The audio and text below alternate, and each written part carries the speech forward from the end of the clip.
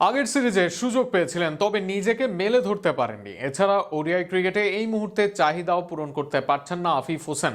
আর সেখানে আগামী সিরিজগুলোতে ভালো মানের ফিনিশারের দিকে ছুটতে চাইবে বাংলাদেশ দল, যে কারণে নিউজিল্যান্ডের বিপক্ষে দল থেকে জায়গা হারাতে পারেন আফিফ হোসেন ধ্রুব। দলের প্রয়োজনে স্কোয়াডে ফিরতে পারেন সাব্বির রহমান, আকবর আলীরাও। সব মিলিয়ে নিউজিল্যান্ডের বিপক্ষে আকবর সাব্বিরদের সুযোগ পাওয়া নিয়ে থাকছে প্রতিবেদন। পাকিস্তানের বিপক্ষে তৃতীয় ম্যাচ প্রায় ১০০ রানের পার্টনারশিপ। শুরুর দিকে ৬-এর অধিক রান রেটে ব্যাটিং করে বাংলাদেশ দল। সেখান থেকে সাইফ ফিরে গেলেও ১০০-র অধিক স্ট্রাইক রেটে সেঞ্চুরি তুলে নেন তানজিদ হাসান। তানজিদের আউটের পরেও ভালো অবস্থানে ছিল বাংলাদেশ। শেষ ১৫ ওভারে তাদের সামনে ছিল ৩২০ থেকে ৩৫০ রানের হাতছানি, কিন্তু সেই লক্ষ্য ছুঁতে পারেনি বাংলাদেশ দল। উল্টো থামে ৩০০-র আগে। বাংলাদেশ জাতীয় দলে এই মুহূর্তে ওপেনাররা ভালো করছেন, কিন্তু সেটাকে ফিনিশ দিতে পারছেন না ব্যাটসম্যানরা। ফিনিশিং স্টেজে যে নেই সেই মানের ব্যাটসম্যানরা।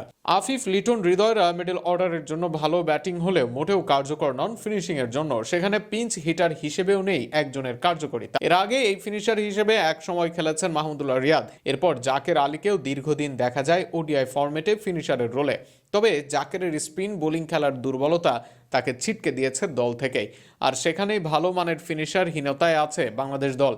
আর যে কারণেই দলে আসার আলোচনায় দুই মুখ। একদিকে আছেন সাব্বির রহমান, আরেকদিকে আকবর আলী। বাংলাদেশ ক্রিকেটে যে ধরনের ফিনিশার দরকার সেই ধরনের কাজটাই করেন সাব্বির।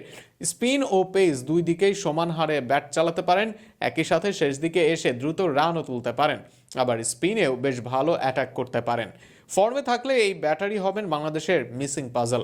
অপরদিকে আকবর আলীও আছেন এই পজিশনের ব্যাকআপ হিসেবে। আকবরের সবচেয়ে ভালো দিক তার দুর্দান্ত স্পিন হিটিং অ্যাবিলিটি, যা মিসিং ছিল জাকেরের মাঝে। এর বাইরে আকবর দ্রুত রান তুলতে পারেন, আবার চাইলে দায়িত্ব নিয়েও খেলতে পারেন স্পিন। অনেকদিন ধরে আছেন বিসিবির রেডারে, আর সেখানে কিউইদের বিপক্ষে আকবর হতে পারেন নিজেকে প্রমাণের পরীক্ষা। শোনা যাচ্ছে আইপিএল এর জন্য নিউজিল্যান্ড দলেও থাকবে অনেক নতুন মুখ, আর এই সুযোগটা কাজে লাগাতে হবে বাংলাদেশকে। আগামী বিশ্বকাপের কথা মাথায় রেখে যদি পরিকল্পনার অংশ হিসেবে সাব্বির, আকবরদের বাজিয়ে নেওয়া যায়, তবে আগামী দিনে এর সুফল পেতেও পারে বাংলাদেশ দল।